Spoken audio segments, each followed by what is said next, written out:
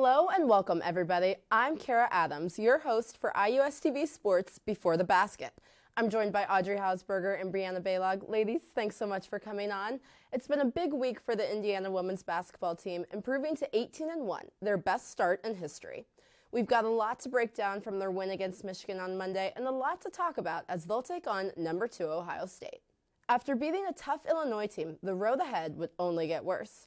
Terry's squad traveled up north to Michigan for a date with the number 13 Wolverines. The Hoosiers got out to an early lead, but Michigan fighting back as Layla Falia drains the three to keep the game within 7. Third quarter now, take a look at that ball movement here from IU. 4 of the 5 Hoosiers touched the ball till Sydney Parrish knocks down the 3. Hoosiers with a commanding 14 lead. And who else but Grace Berger can do Grace Berger things? No one. Indiana's going to win it 92-83. So ladies, just to start it off, what do you have to say about the team's performance against Michigan? I mean, they played great defense, and like we already knew coming into this was going to be a really tough game and really was a true road test for the Hoosiers. And I think they played outstanding defense, and all their starters had points on the board, double points on the board for them. Yeah, this game gave IU their best record ever in program history, which was awesome for IU to see. But I think what impressed me most in that game was what you just mentioned in that highlight was their ball movement and their pace of the game. They really were able to get behind Michigan's defense and push the ball forward in transition, which I think is what kind of gave them the edge in that game. Right. Now, Sarah Scalia, Terry Morin's just been talking about how she's due for that breakout game, and she certainly seemed to have it Monday night against Michigan. What do you all have to say about her performance?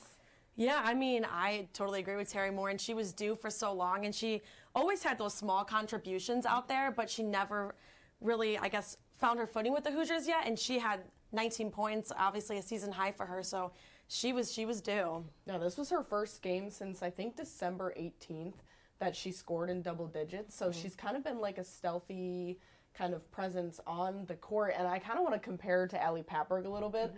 I feel like some people are going to be like, what are you talking about?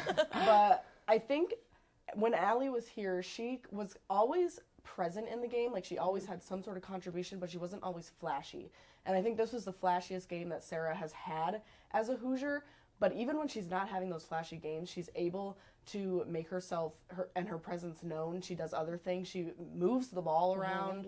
She gets open, and that's why she was so good in the game against Michigan, was she was able to get open, and she was able to have her teammates rely on her to pass her the ball to get those shots off. Yeah, she was a huge boost coming off the bench for that Monday night game to really get the Hoosiers the win.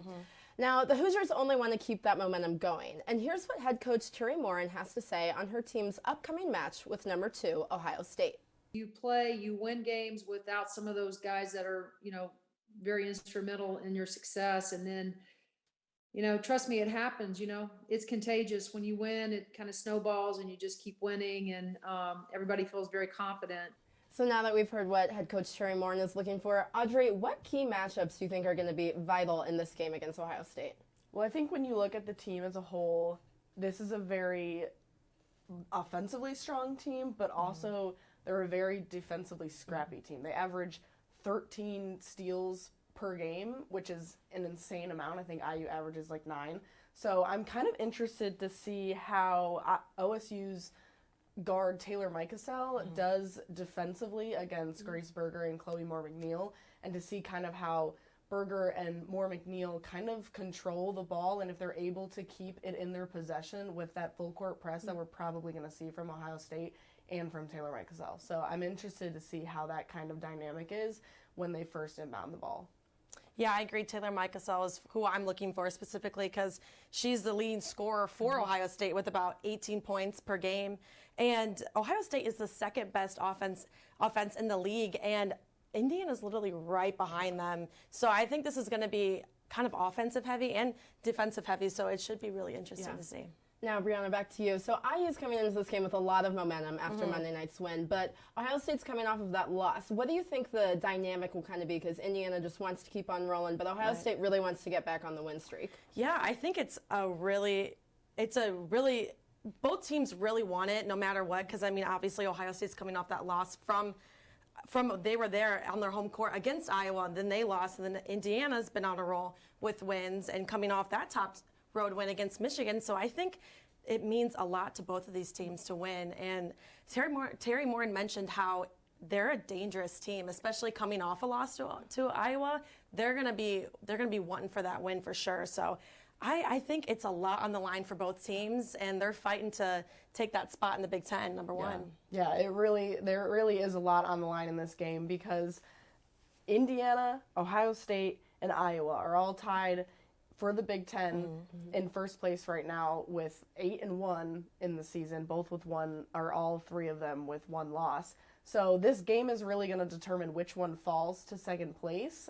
So both teams are really going to want to stay tied in that three-way tie for first place. So there's a lot of riding on this game. And not only is it a top-ranked matchup, but there's a lot in the conference that's at stake here.